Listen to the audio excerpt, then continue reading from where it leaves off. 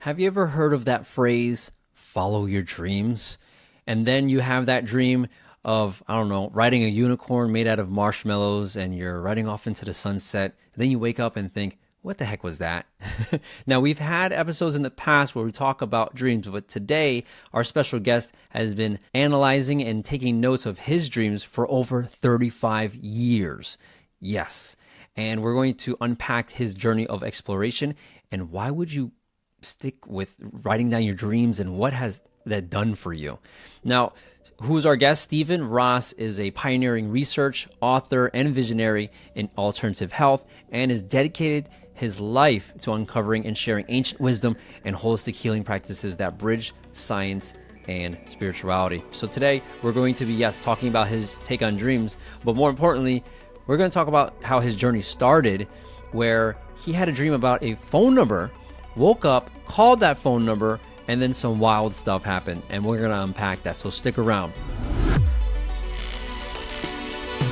You're listening to the New Age Human Podcast, where we have mind-expanding conversations around science, spirituality, and alternative health to help you unlock your true potential and thrive in a rapidly changing world.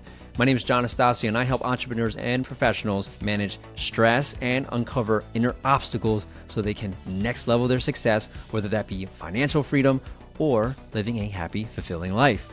Now, if you're interested in seeing how dreams can help you achieve your potential and help you with your personal journey in life, join us today. Now, with that said, let's get to the show. All right. Stephen A. Ross, welcome to the show. I'm excited. How are you, my friend? Thank you very much, John. It's a sunny, beautiful day here in Sedona, Arizona, so I'm doing well. I know you're doing good, and I'm happy for you. I love. I want to go back and visit Sedona. I like the vibe over there, and even though it's hot, it's a dry heat, so I think I can Yes. handle it. Yes. Well, you have Uh, the right hair, you have the right dew for it, so it's perfect. right? We're brothers with the shiny bald heads. There you go. For anybody that's not watching, Stephen has a huge library behind him with a lot of really cool books, and we're going to get into that. And today's episode, we're diving into dreams because we got some really interesting origin stories, navigation stories to dive into. And Stephen has a really, really cool story on how he got into dreams. And Stephen, if you don't mind, I want to ask you that first question because when we did like the whole pre-call thing, you mentioned this one story and I'm like, wait, what? And so I've been dying to ask you this question because I want to unpack what is going on. And so let's do it. So where did it all begin? Because you said you were 24 years old when your journey started with dreams and analysis. Yes, that's correct. And I have a math science background, a very extensive athletic background, and dreams or the meaning of dreams actually had no meaning to me because either I didn't remember or they were silly. But when I was 24, I met a Native American Indian who gave me a reading, as he said. And at the end of the reading, he said, all my future guidance would come in my dreams. And I thought, wow, that's exciting. But the type of personality I was, I went 1 week without sleeping, John, because every night I was going, I'm going to go to sleep. I'm going to have a dream. It's going to be impactful. But after 1 week, I was so tired, I recalled the dream, and it went like this. A book opened up in my dream. It was a picture book of animals. And I heard a voice say, what kind of animal is Steve? And a finger points to a particular animal. Now, before I tell you what that picture was, I recognized the voice as an extremely good friend of mine. We played on a 6-man volleyball team. And as far as I knew, even though we hadn't seen each other for 2 years, everything was great. Nothing was ever said. But something possessed me to call him up. And again, I never saw his face. I thought it was him. So I said, hi, Bob, is there anything bothering you about me? And he goes, no. I asked a second time, is there anything that you're upset or you don't? He goes, no. John, I asked a third time. He goes, what's your problem? Are you sick?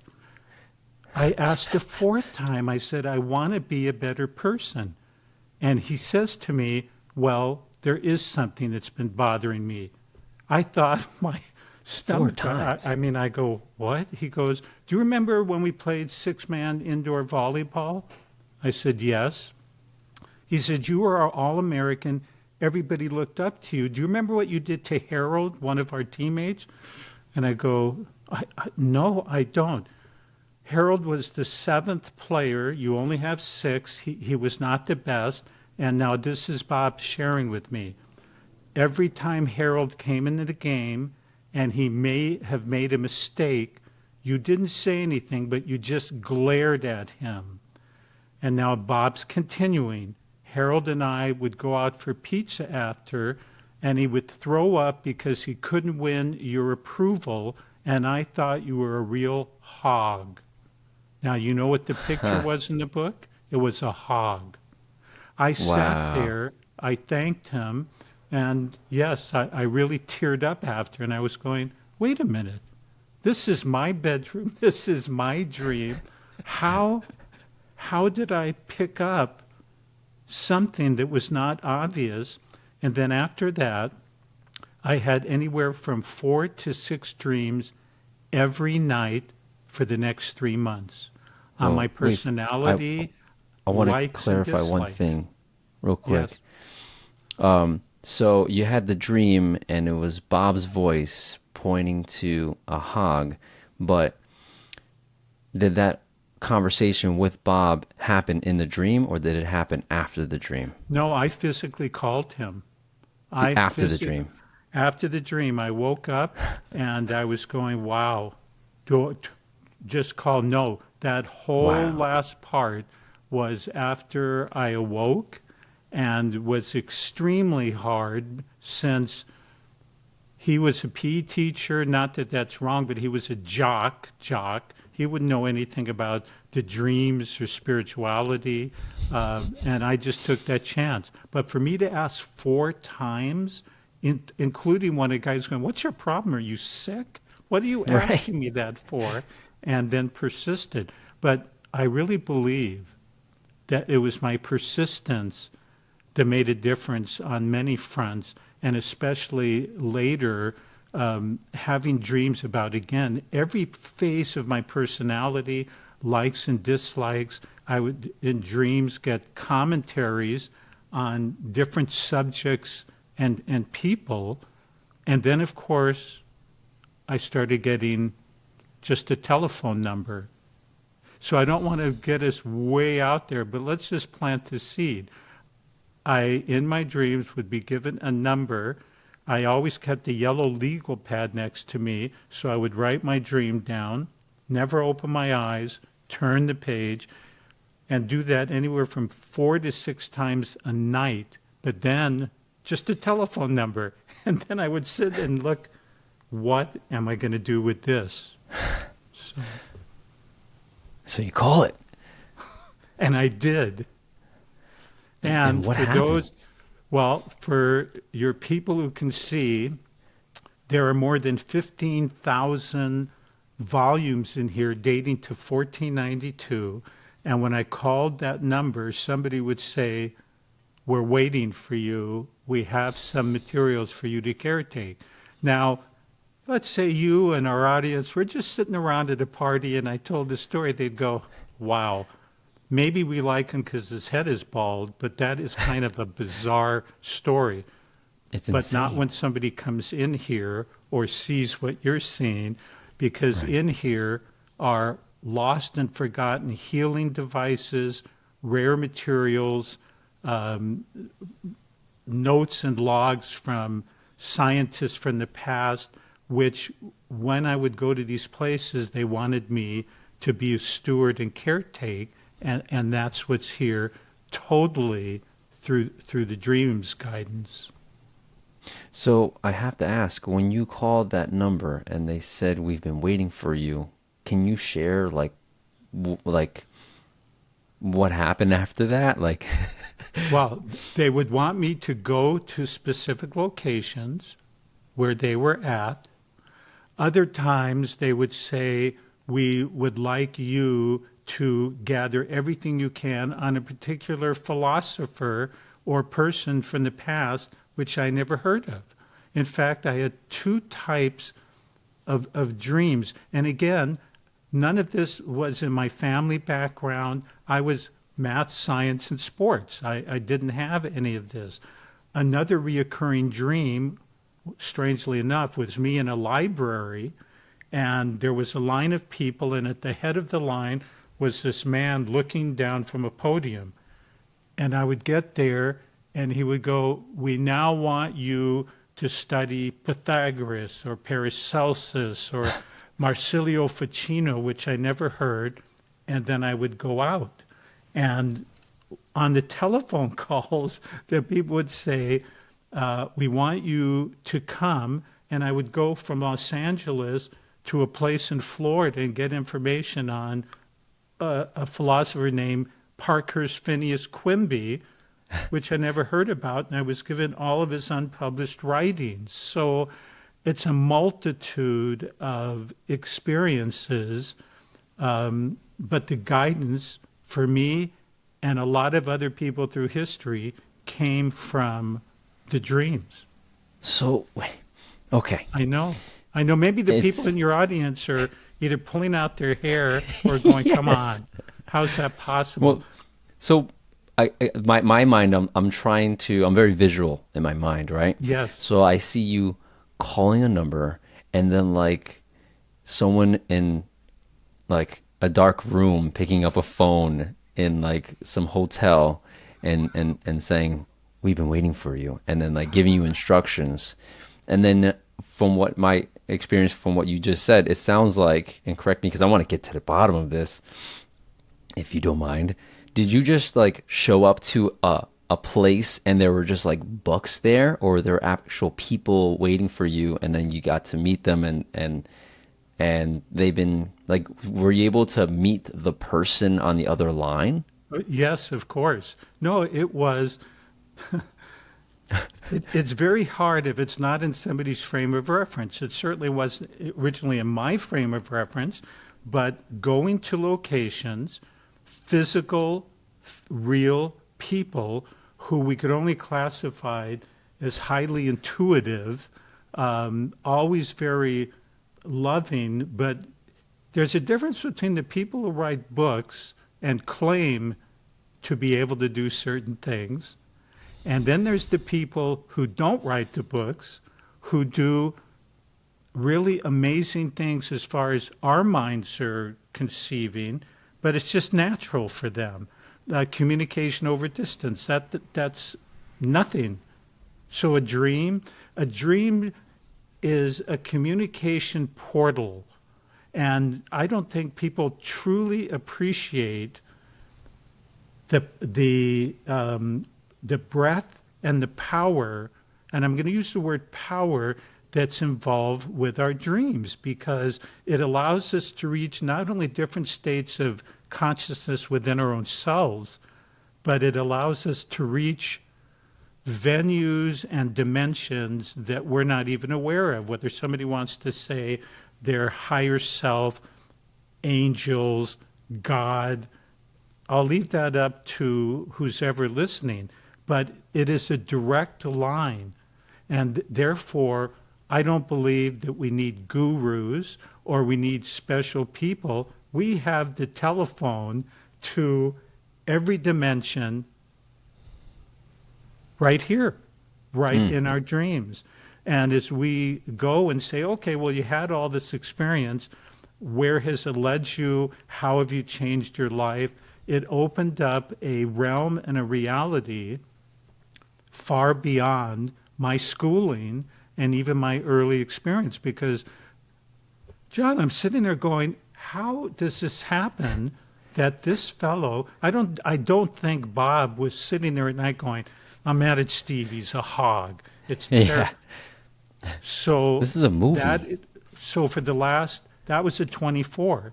So for the last 50 years, basically 51 years, I have gone all over the world through dreams. I have written a book on dreams.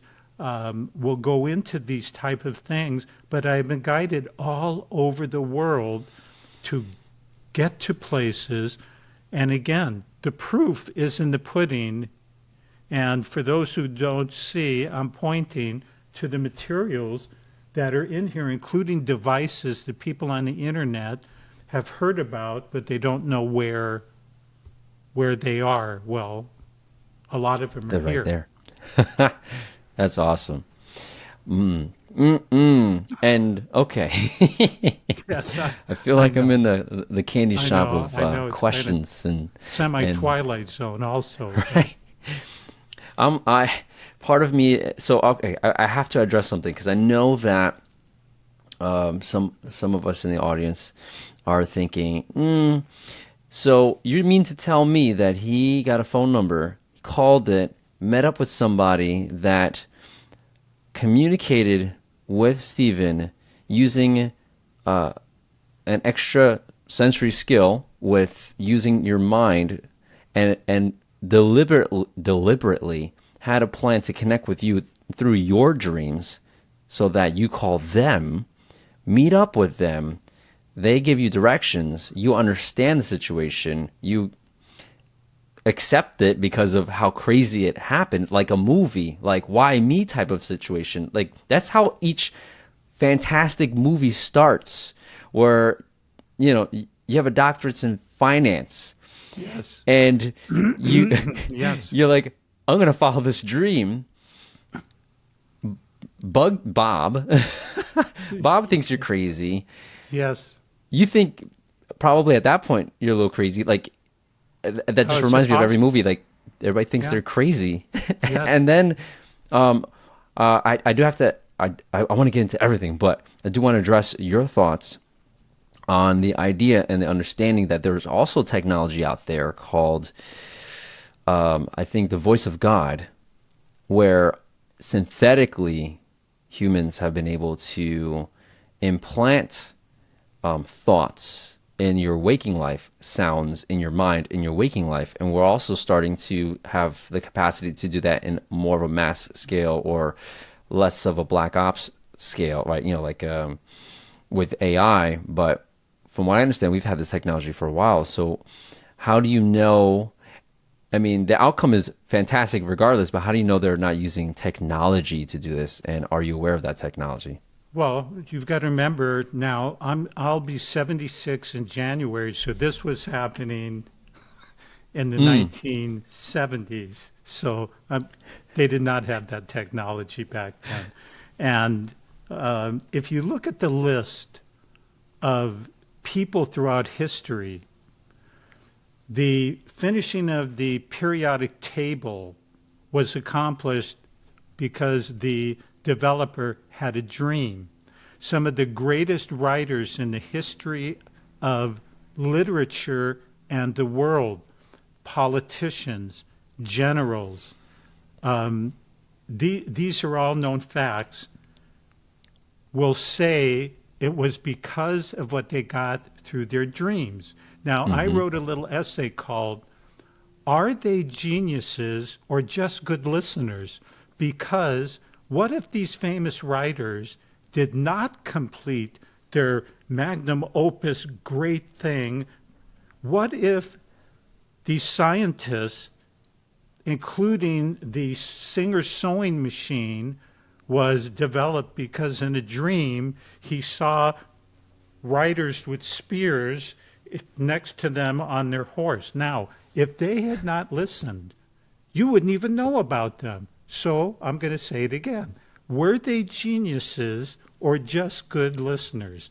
And so this idea that things, including boxers who dreamed that their opponent was going to be killed in the ring the night before a fight actually called, now it's sports and the other side didn't believe them, it happened. And whether it's George Washington or Ulysses S. Grant or, again, very, very famous people, It's not unusual. So here's what I will put back to you. Where did that come from? Who was it? Just another part of them? Was it somebody on the other side who said, "Here, we're going to help you see the periodic table"? Now, people can have their own opinions. Well, maybe it was a greater part of them. But these people who I've spoken about will say sometimes the dictation came from another voice or little pixies, they would say, that were speaking so quickly that the writers, and again, we can go through a list, they're the most famous poets in the history of the world. And they claimed it didn't come from me, it was from some other source. So I may be out there for some of your friends who don't know me that I'm a joking, lighthearted guy, or there really is something out there that we all possess.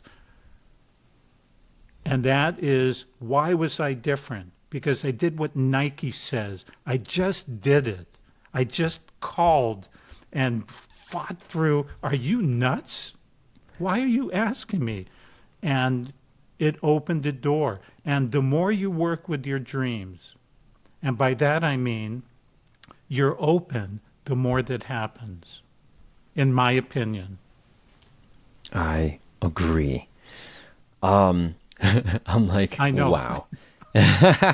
All right, so the Native American experience, you got these books, you've been traveling, you have a library, and it's I'm a believer because I honestly have had my share of dreams and we've I've done a couple episodes around dreams of my experiences, and it's absolutely true for me when it comes to getting an idea of what's going on a deeper level for yourself. If you're stuck and you're trying to figure things out, your dreams will tell you. And it's like, I also feel like your dreams will tell you something that is the most important thing to know right now. And when you say you wake up and you write down things with your eyes closed, I write it in my phone, and maybe I should write it down with my hand, but I feel like I'm just gonna go like weird. But when I do write it down with my phone, I got one eye open and it's sideways and it's a mess. But I get it in there, and I know what you're talking about. Where for me, it's as I write it down, I remember about like the dream before that, and so I have to like create a space and then start Yes. writing that, and then that gives me more information about the dream before that, and then Yes, before you John. know it, you have five different dreams, and it's like, what is going on? I've had a dream about waking up in the dream, and then I wake up again, and now I have to like really question stuff now, because am I gonna have a whole day and then wake up again? Right. No, Is this no, Inception? it's very true. And now I have kept dream journals for 50 years. I've kept a record for 50 years, so I know the different type of dreams. But sometimes, oh, many years ago, I got tired and I go, what? I'm just going to speak it into a tape recorder because we didn't have cell phones back then. But I discovered that once I tried to talk it in, I lost everything. It's coming from Really? a different sensory area, and I quickly learned, no, that's not going to work. But my dreams have gone as far as not only getting a dream, because yes, I've had the same kind of dreams as other people. You're riding in a car, then it becomes a bicycle, then you're riding on a horse, or then you're on a scooter. So I don't want somebody to think, oh yeah, the guy just has prognosticating in dreams. But I've also been given the interpretation right after, which you're not going to read in very many books. In other words, while I was still there, it was like, okay, I'm thinking in my mind, what does this mean? And then I've been given an interpretation sometimes, which explains the symbology of what it meant. So I'm here to say, and I so much appreciate, John, you giving me an opportunity to share this. People need to stretch the boundaries and limits of what is possible, not only with the dreams, but everything in life. Make no boundaries. And so I will wake up, eyes closed, write the dream, and then I hear a voice give me an interpretation. Everything is possible. Yeah. And I think I know what you're talking about because I'll wake up and I'm going to try the writing part because I do it on the phone and I want to see what if I get more with my eyes closed. But I think I know what you're talking about with the interpretation where for me it's I start typing it in and part of me is like this is just wild. I'm just going to write like I just like right before we started recording, I'll give you an example of how wild it can get. You asked me, "Oh, so did you have any dreams lately?" And I said, "Yes, I have. I had vampire babies, and I felt bad because they were babies, right? And if you've watched a movie on vampires, especially the movie Interview with a Vampire, where if whatever age you turn into a vampire, you're stuck. So I felt bad because I'm like, they're gonna be babies forever. They're gonna be lost, confused. Are they gonna, you know, have the mind of an adult? And then I just felt bad, and then I was conflicted because should the should I be worried? I mean, they can only crawl so fast, right? Right. So it was just weird. And then, yeah, they were pale, and they had blood on their mouth, even though it doesn't look like they bit anything. It was just like it just my mind created it. But when you write it down, going back to talking about what you were talking about when I was typing away, I do remember just putting it down, trying to remember, and then getting an idea of what it could mean afterwards, right? Yes. And Yes. like the repetition stuff of for me a lot of dreams have been cars and sometimes I'll have like this nice Ferrari and I'm like yes I got my Ferrari and then I'll crash the Ferrari and then now I have to pick up my car which is not a Ferrari or maybe it's a car that's worse than what I have and it's got like no doors and me trying to understand what's going on. I've heard that your car can symbolize your life path or your career, right? And maybe you got an opportunity to have something great happen and you turned it down and now you have to deal with your doorless car, right? Your doorless career. So, and it's one of those things where I hate to tell someone that that's what it means for you, but I also feel like as you write your dreams, you learn the patterns of your own language to yourself. Correct me if I'm wrong. So it's one of No. those like you can give someone a suggestion, and if they adopt that suggestion, then that will just be how their dreams. I feel like your dreams is just going to figure out whatever way they can, you can, whatever, whoever is on the other side of the phone, so to speak, that virtual Zoom dream call.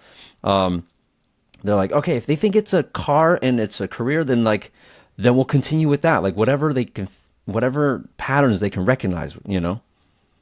And again, I didn't do this show to hawk anything, but you really led me in to something valuable, and that is this is the book that I wrote, A Grand Design, and it's because after you look at 50 years of dreams, I noticed there was a design to what the basic idea of what the dream was about. Some was prognostication, some was about health, some was about philosophy, some was about seeing what was going to happen in the future. I noticed there was a grand design. Now, if somebody has one or two dreams, they'll go, well, I had a dream about this, and you interpret. But when you look over 50 years, it's like, wow, wait a minute. I could pigeonhole these dreams into 7 different categories. Now, it, it allows me to share a story with you because, again, everything is about perspective. Aristotle was walking along the Mediterranean and in the distance he spied a figure, a man holding a bucket, putting it in the Mediterranean, and pouring it in a hole. And as he got close, he realized it was the village madman. And Aristotle says to him, "What are you doing?" And the man says, "I am going to empty all of this water so I can see the beautiful blue-green bottom." So Aristotle says to him, "How are you going to get all of that water into this little hole of yours?" And the man scratched his head and stood up and said, "Great philosopher, what are you doing?" And Aristotle says, "I am contemplating the universe." And the man says, "How are you going to get all that in that little head of yours?" Everything is perspective. And I shared this so your audience would know I am sharing my experiences and my perspective. Perhaps I'm the philosopher. Perhaps I'm the village madman. But it has been my experience. It has been my life. And the best I can do is at least share. Now, I didn't join any groups. Somebody just said, "Hey, pay attention to your dreams." And so that is what I am doing with your audience, is just saying, hey, what if there's this incredible ability to contact anywhere you want and anything that you desire, that you can plug in? Because I've had more than 50 years experience with this, and I am no different than anybody else, although you and I have special because we have a do like this, but that wasn't necessary to get the dreams. And the more somebody pays attention, I'm going to call your dreamer, the more information you're going to get. That's a lot of phone calls. Okay, so I want to ask you about a specific dream that I wanted to make sure I had time to ask you it. And before I forget, I remember asking you, what's the most fascinating dream you've ever had? And you went straight to the barber scene. So Yes. can you share what the barber scene is? Yeah, the barber scene was, there was one night, the most dreams I've ever had in one night, woke up and recorded, and by the way, was never tired, was 7 dreams that night. But the very first dream was I was sitting in like a barber's chair, slightly reclined, and I heard voices behind me saying, "Oh, what dream sequence should we give Steve tonight?" It was like, what? And then I heard, and then I had those dreams that night. It was so, it really, see, a lot of times for me, even though I have all this literature and I'm going to show some show and tell books, these books from the 1400s on dreams and 1500s, I am still amazed at what comes through and what happens. And they mention subjects, and those were the dreams I had that night. So that was the most bizarre experience. But in regards to dreams, I've had dreams that foretell 2 days, a week in advance, a year, 5 years. I have a nonprofit, World Research Foundation. We're going to receive a donation of X amount of dollars in 3 months, where that was not something that I would consciously know. In other words, it wasn't like, "Oh, we're going to donate to you." So there have been a variety of topics and subjects. And again, 50 years of recording these and knowing what it is. It is an incredible vehicle that I would love people, again, in their 20s and 30s. I'm not sure of the age of your audience. I'm sure it's a wide. Why not pursue something that broadens your receptivity, your learning, and this goes back. Now, I'm just going by what I'm told intuitively. You mentioned that as you're writing down, you're going back. Now, Pythagoras, one of the greatest philosophers of all time, the right triangle, the harmony of the spheres, completing the octave, what he did with his students was the following.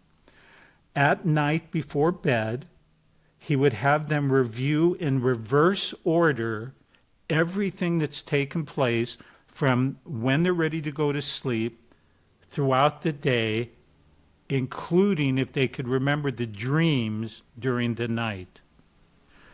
Interesting. We're talking 550 BC. So, speaking of 550 BC, I want to say one thing, and then I want to get into those books because it does sound like you've read those books and you're pulling. Am I correct in saying that you've pulled some of the knowledge from those books that are like from the BC area and use that in your book? My particular book has been, it's not a book on dream interpretation. This is the first book ever printed interpreting dreams. This book that I have in my hand is from 1539. And it is talking about one of the greatest dream interpreters, and there has been somebody who translated the book I just showed you. It is a book by Artemidorus, and I have the English translation here. Artemidorus was about 100 AD, and this book interpretation is so funny because it says, if you had a dream that you were flying on Pegasus to have a dinner with Zeus, this is what this is what the dream means. Or you and Diana, the great huntress, were out on a date. And so dream interpretation goes back. There's biblical references of individuals in the Bible who had dreams and it changed the course of the world and their religion. It is as old as time.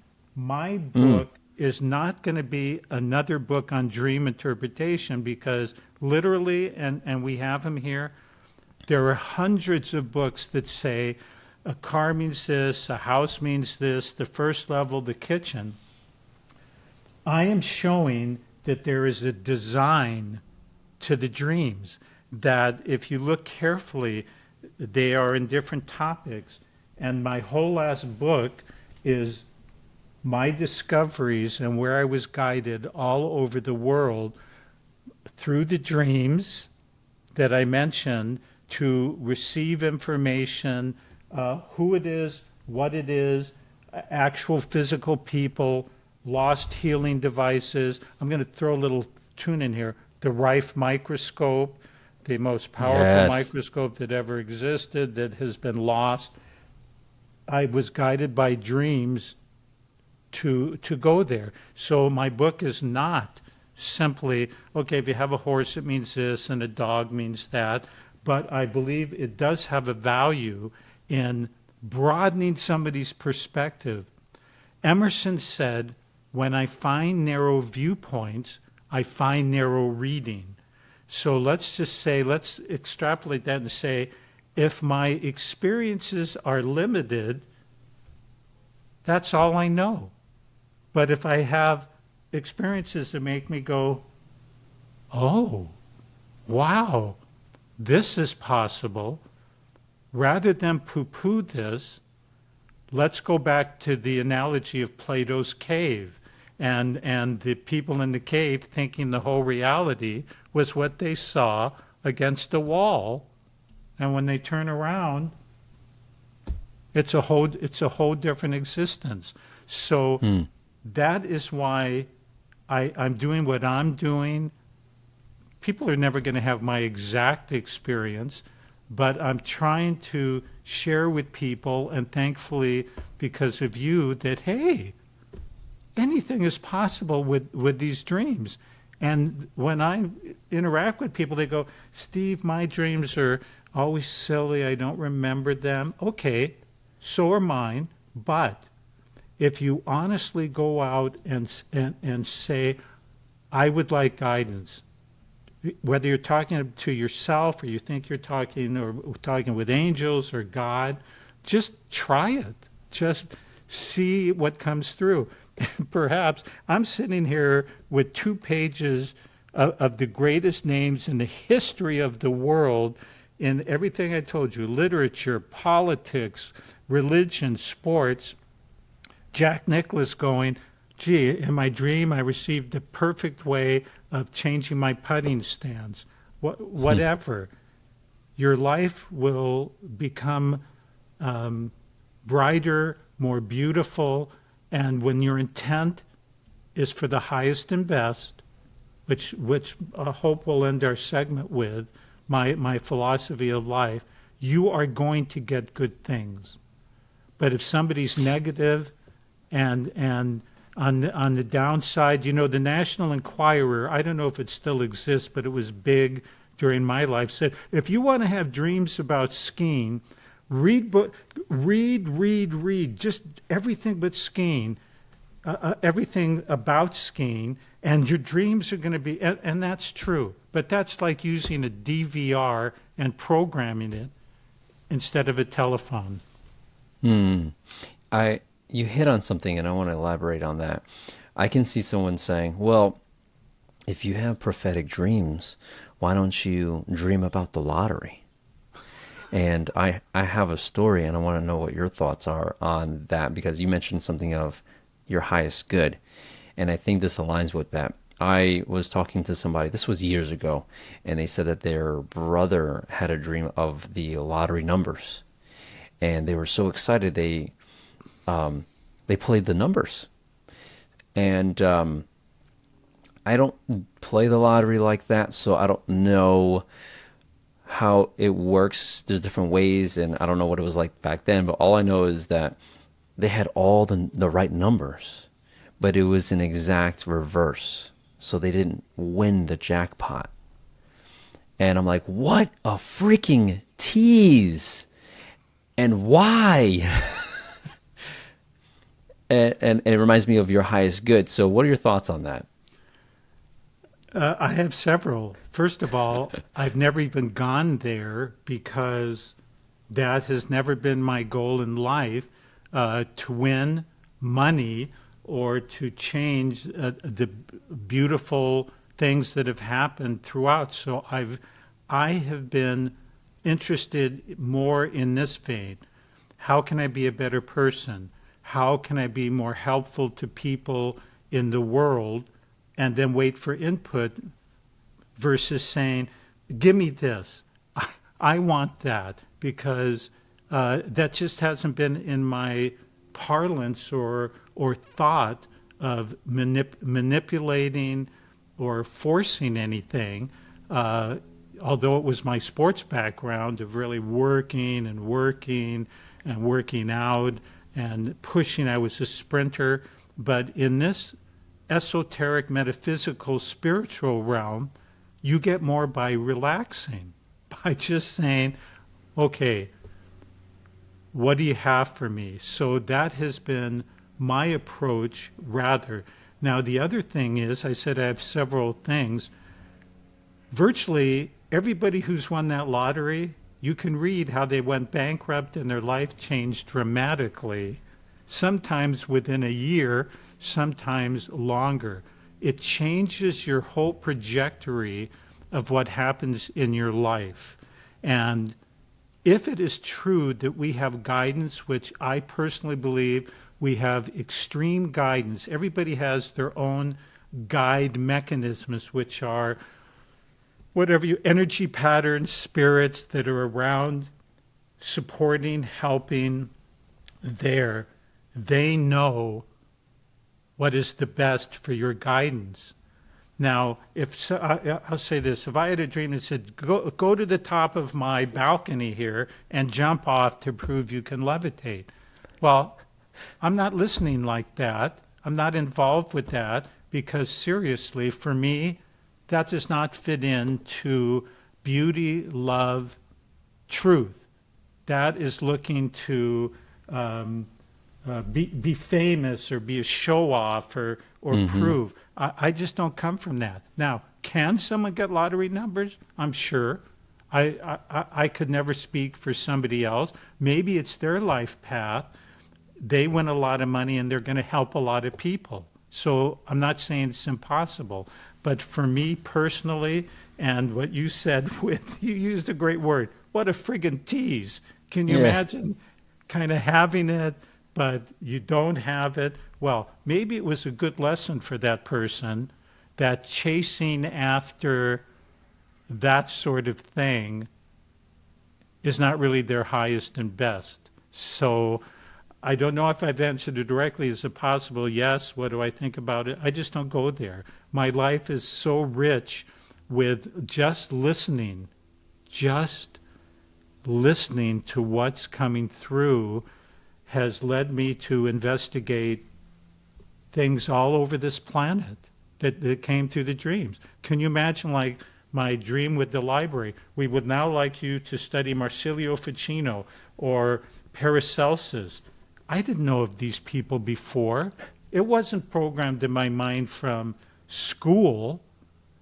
Yeah. And I started investigating, and what starts is one shelf in a bookcase of these books ends up to be 15,000 books and 30,000 PDFs going back, because that's this library. 30,000 PDFs dating to 1501 and 15,000 books dating to 1492. That is a lot of books. It's a lot of books, and that's why I don't know about you, but that's why I don't have hair anymore Burnt from, that off. reading, and yeah, the hair follicles just blew out of my head. Oh my God. And you make me want to learn about how to speed read just to get Yes, through, right? yes, absolutely. So, what are your thoughts? So, well, first, thanks for answering the question. I agree with you on that. Your highest good, chase after it. It's in alignment. If it's not in alignment with your highest good, it probably won't be in alignment of any type of guidance. But That's very well said.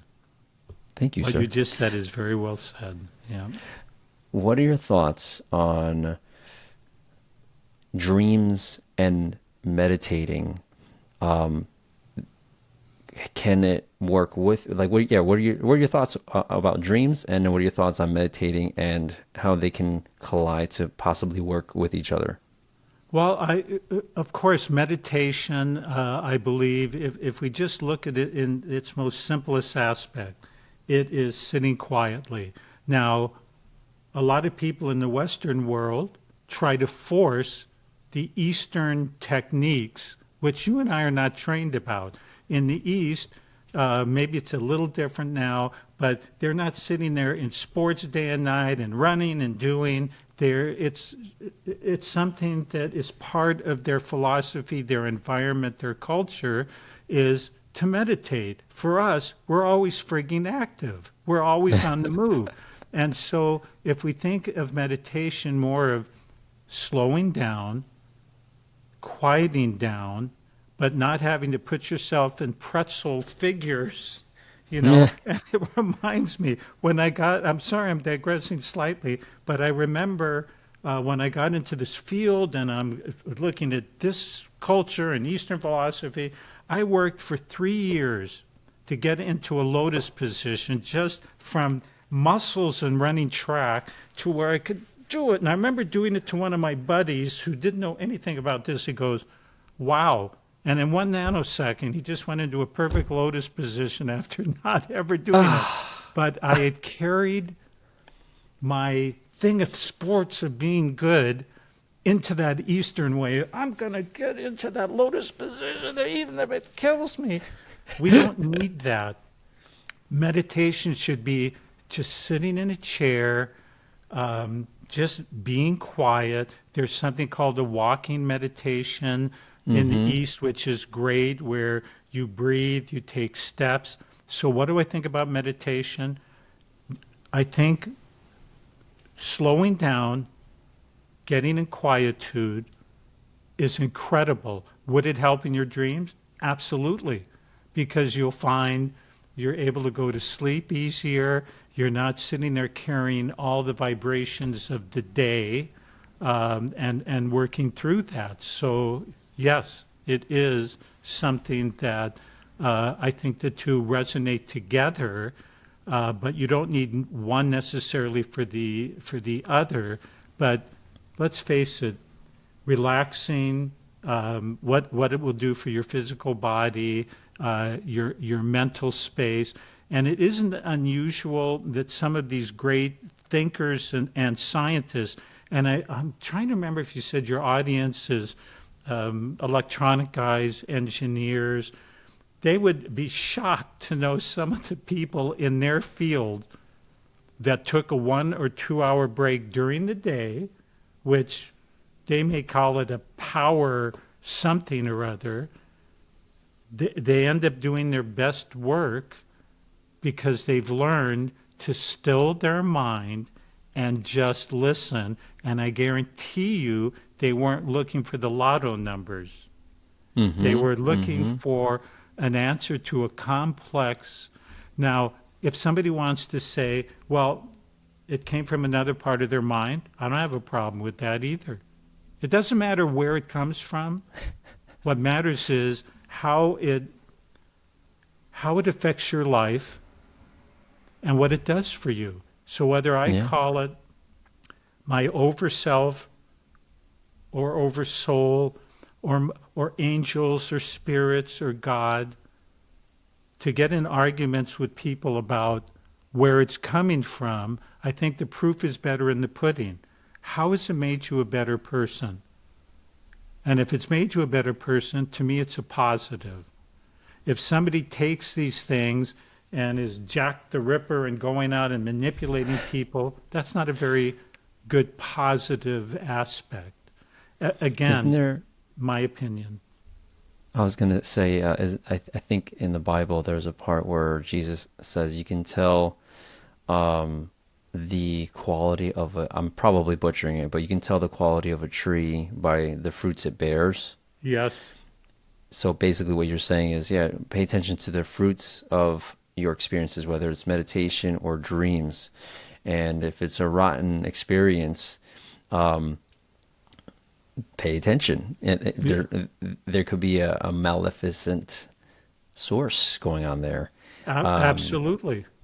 For sure. And it's going to come. We're going to be fed.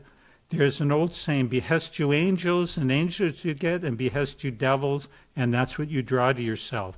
We are going to draw the vibrations that resonate with us.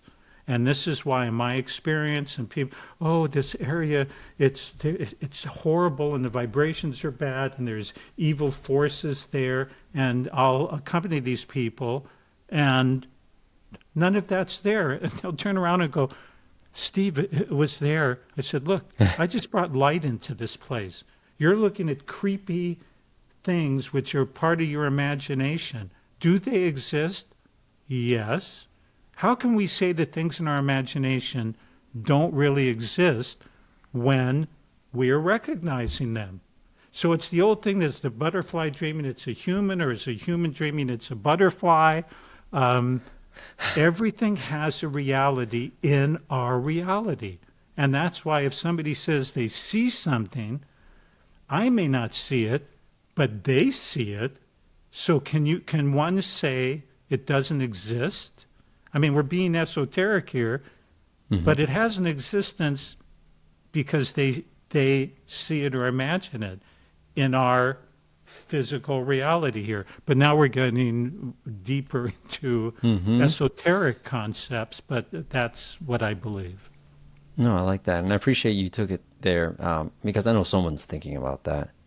And there's something that I wanted to mention. I guess I'll circle around to it. I guess the one thing I wanted to mention is as I help people with getting closer to their inner voice of knowing and understanding and calming them down, as I am certified in immersive meditation and guided meditation, I see a lot of what I understand in dreams being incorporated in my conversations. And I do see the crossover, and I appreciate you elaborating on that as well. And Yes. I see it as I actually have a telecommunications background, so I'm thinking about cell phones, and oh, you need to get the next phone. It's we're going from 3G to 4G, and now 4G to 5G, right? And outside of the whole EMF stuff, just thinking about the pureness of how that works, the higher the frequency, right? The faster it is, and the more information you have access to, and that you can process. And when you fill yourself with garbage, low level, disharmonic frequencies, thought forms, right? You're going Yes. to pull your capacity to process life yourself as a person down. And doing things like meditation will, you know, speed up. And the analogy would be take you to 6G. Some people are at 7G. Those people we don't see as often. They're in the mountains somewhere, so they don't want to deal with you. That's right. And That's then right. I feel like dreams is kind of like shutting down anything below 7G, but because it's not functional for you in your waking life, it's like getting you access to 5G and up while you're sleeping because you're not processing anything.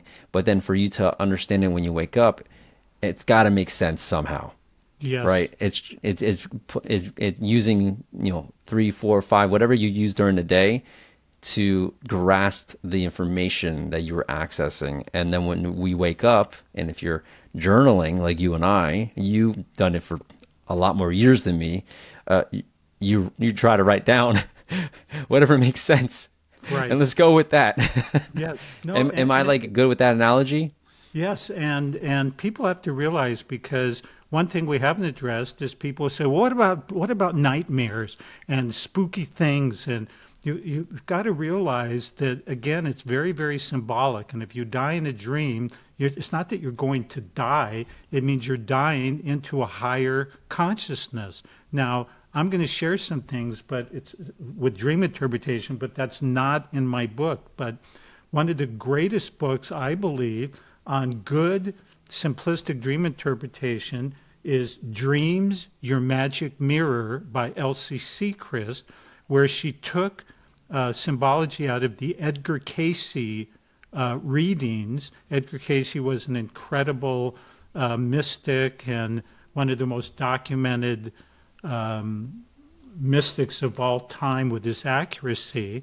That book, Dreams, Your Magic Mirror, is interesting because it says if you have a dream of a German Shepherd, let's say, it will have one meaning.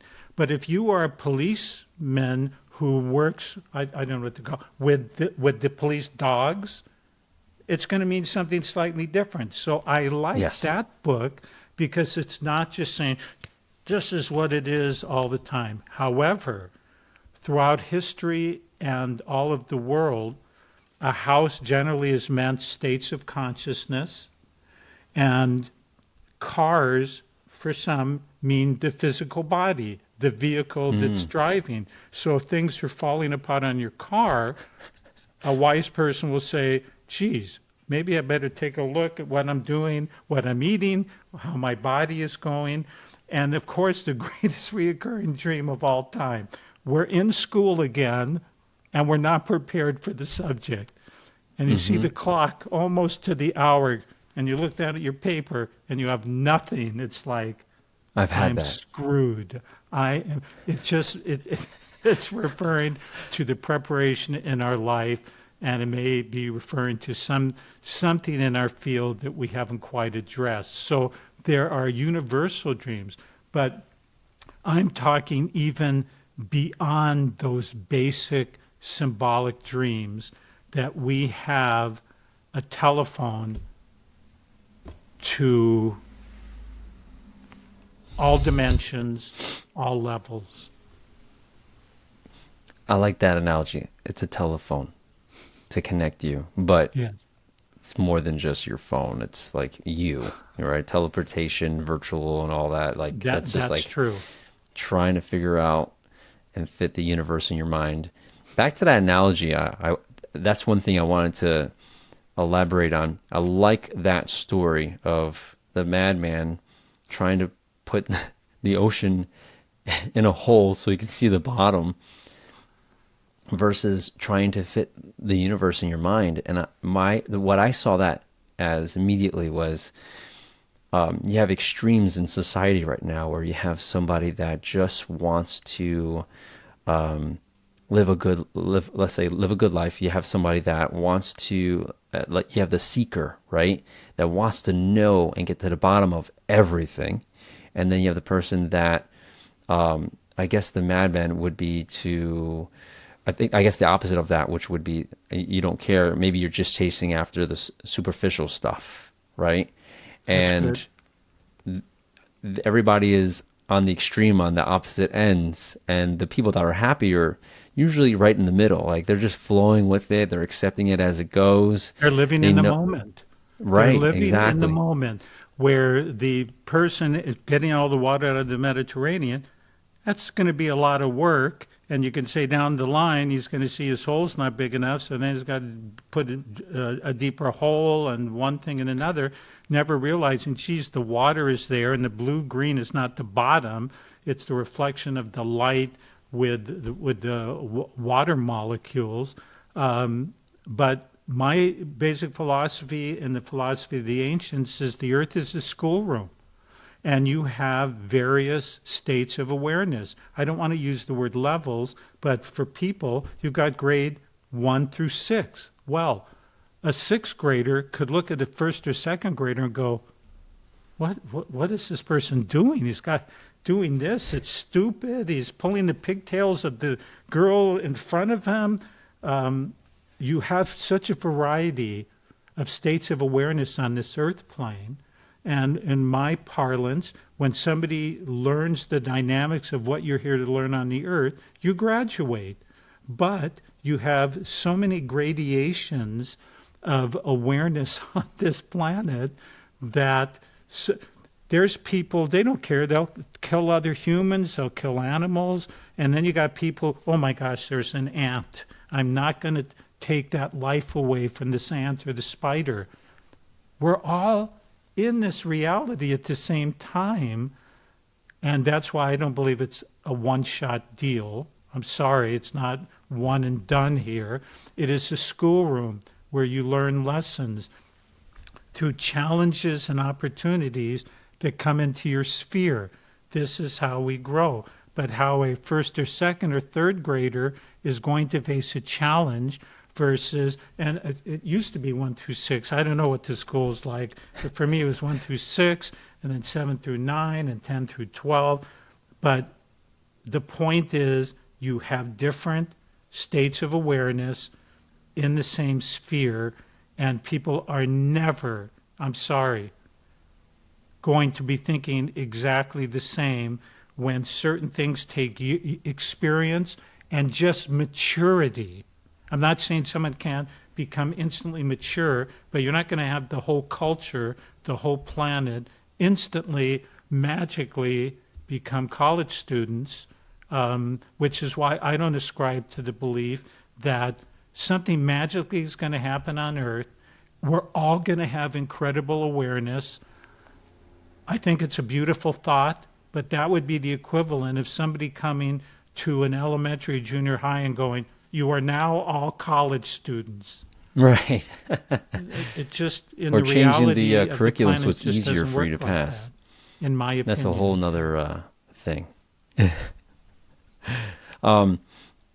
Now, let's say if anybody's still listening, we're an hour in. If anybody's still listening, it means that they're like, more, more.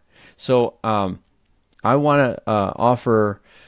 You mentioned a couple things. Any tips from your perspective on anybody listening right now that's really curious about their dreams? Maybe they started a little bit of journaling, or maybe they're like, I don't really dream at all, and I have a hard time remembering them. Maybe a couple of tips for anybody that's Well, sticking around right science now. has proven everybody dreams an average of 6 dreams a night whether you remember it or you don't. And if their sleep is interrupted, they will have 8 or 9 to make up for the ones that they did not have.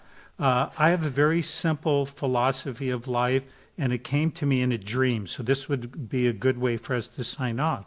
It was right before a lecture that I was going to be giving in Sedona, and I had the following dream. I was walking along with all the truth seekers of the world. They weren't following me, we were walking together. And in the distance, I saw a woman dressed in blue holding a microphone.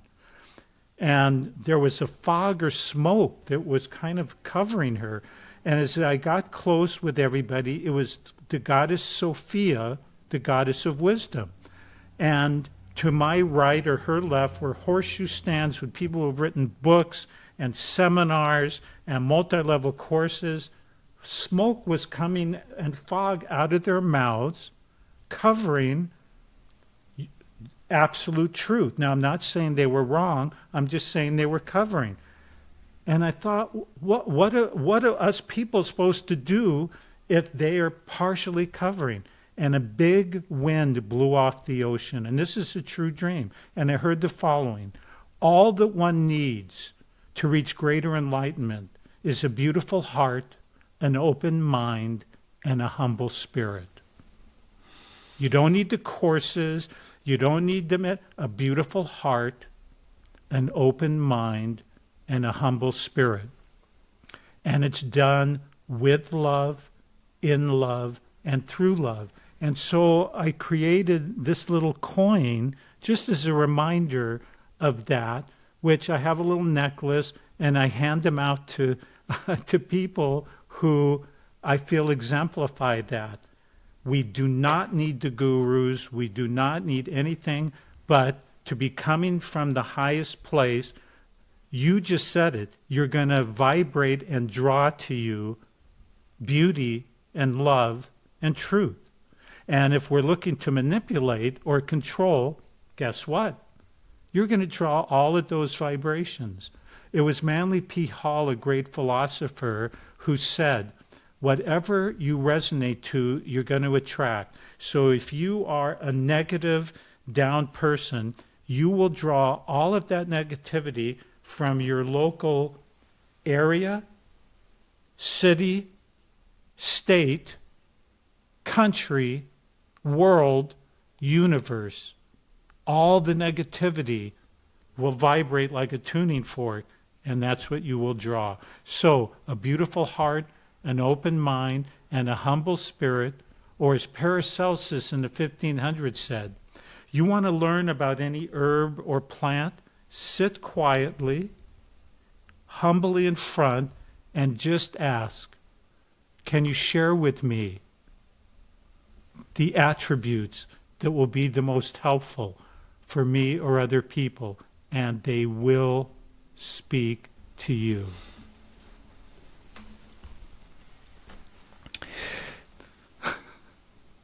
Wow. And yes. And cool. And wow. My favorite. No, I like Cool. it. Cool. I'm like, right after this call, I'm going to go outside and talk to my dying plants. There you I'm go. sorry. How can I help you? And it will work. But again, that guy was from the 1500s, and Pythagoras was 500 BC. So I am not sharing anything that Stephen Ross, other than maybe somebody else had that dream, but that dream. Everything else I've shared is the wisdom teachings of all time. Wow. Wow. Thank you for coming on. I mean, I appreciate you going and following with me in these rabbit holes and questioning and discovering. So I said it a couple of times, like one thing here, two things here. No. So as we close, I love that story. I love closing with that. Now that we're at the very, very end, I want to give everybody a sneak peek at what we want to do for part 2 of the return. And you hinted at it, which was part of your journey included getting exposure to, let's say, forgotten, let's say hidden technology that's frequency based, and a key name in there is Rife, and the technology That's Rife technology. Are you yes. still down to do a part Yes, two and dive into that? absolutely, because we will tell the true story of Royal R. Rife, his universal microscope, and why he died in the 70s, and virtually every one of these machines that have built should not be using the name Rife because Mm, he did not build them and they are not following his original frequencies. And we will share because I not only have had his original universal Rife microscope, but as you know, we currently have his laboratory logbook of frequencies. And when you and I do this next time, it's going to be all original material from the 1920s and 1930s without the advertising hype and the misstatements that a lot of people have made calling themselves Rife frequency devices or other names. But I'm excited. Can't sounds wait. good. John, thank you so much. I never take these interviews for granted. I appreciate you. I hope your audience realizes you are expanding their awareness, and that's why I enjoy doing it. And I wish you and your audience a great day.